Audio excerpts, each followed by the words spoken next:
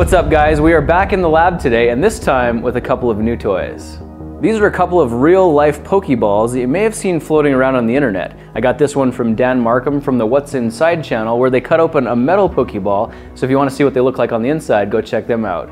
This one's from the DevinSuperTramp channel where they produced a video on Pokemon in real life. A couple of good quality videos, so if you want to see them, go check them out, the links are in the description. These things don't actually belong to me, I do have to give them back, but while they're in my possession, I thought it'd be fun to cast them in silicone so we can make exact replicas, and have our own silicone Pokeball mold for casting whatever we want.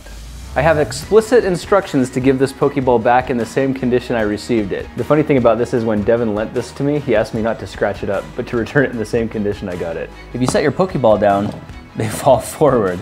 So there's definitely some electronics or something weighted inside that makes them go face down. I would rather that these things sit upward, facing at a 45-degree angle or flat. So when we design our molds, we're gonna have to design them so they come out a little bit better like that. I notice on the bottom half here, I can wiggle it. There's a little bit of play. So that makes me believe that there might be a way to separate these two halves. If we gently work around the edges, you can actually see that there's a clasp under there. There we go. Okay, cool. So our Pokeball does separate into two halves. You can see it's actually got 3 latches to hold it together. And this is why it's top heavy. It's got this really heavy metal button near the front. And apparently there aren't any batteries in this, so that makes a lot of sense as to why it's not working. Now these button cell batteries are 2016 and they should be 2032 for this unit. But to compensate for that, all we need to do really is just bend these wires up a little bit so they make contact. Let's tuck the wires in out of the way and put the two halves back together, and it should click back into place. There we go. And now we've got a little light up Pokeball. You're welcome, Devin. Don't say I didn't do anything for you. Now these balls are mostly filled with air, which means if we put them in a container and fill it up with silicone, they're going to float to the top, and that's not going to be good for getting a mold. We need to weight them down.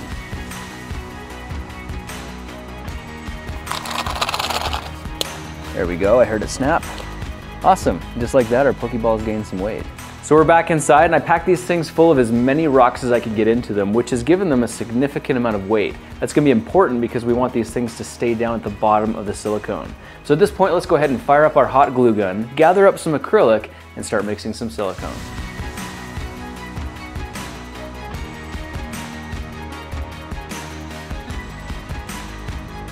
So check this out, I've got 2 black dots on my acrylic, and what we're going to do is glue the base of the Pokeballs on there so they angle up at a 45-degree angle. Then we're going to take these 5-inch acrylic tubes, place them over top of the Pokeballs, and use a bead of hot glue to secure them in place and make them airtight. The only thing left to do after that is to pour in the silicone, let them set, and see if we got ourselves a Pokemold. Now in my last silicone pouring video, I didn't explain how to mix up the silicone, but there are basically 2 steps. There's the white runny silicone, which is really icky and gooey stuff, and then you have something called a catalyst, which can come in different colors. In my last video we used a red catalyst, so in this video I thought it'd be fun to use purple, and we mix this in on a ratio of 1 to 10, and that's by weight.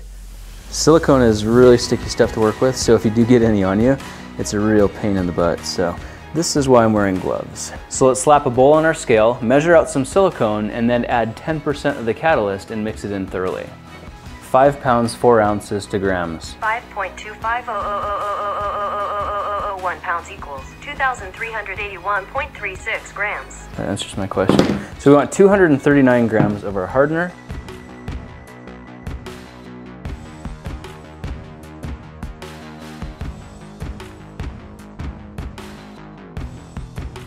At this point you can see the consistency kind of looks like blueberry yogurt. It actually looks really good, really nice. And I forgot a cloth, so we're just going to set this on my workbench and we'll let that harden up later. Alright, cool, it's time to pour.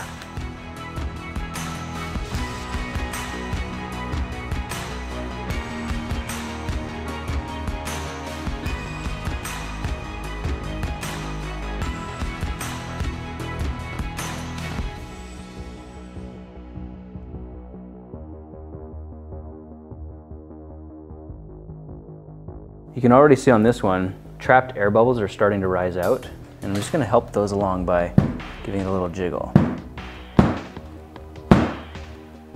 Hopefully those little jiggles will help release any trapped air bubbles, because if there's anything trapped on the inside, that's not going to work out very well for us.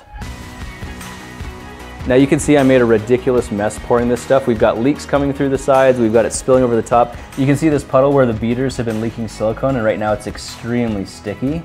But we can come back tomorrow when it's firmed up, and rather than having a sticky mess, that whole thing will peel right off and clean up without any trouble at all.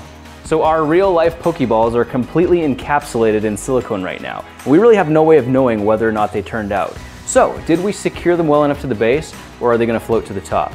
You're going to have to join me in the next video because tomorrow we cut them open, rip them apart, and take a look at what we've got.